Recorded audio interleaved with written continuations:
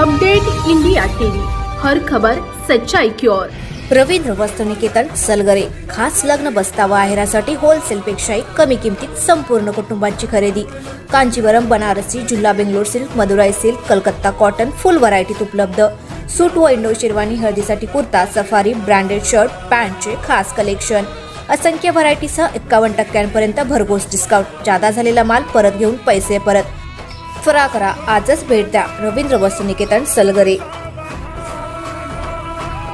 मिरज येथे machine hack केल्याचा संशय निर्माण झाल्यामुळे या सर्व प्रकरणाची सखोल चौकशी तात्काळ करून कारवाई करावी, अन्यथा पुन्हा मिरज विधानसभेची निवडणूक घ्यावी।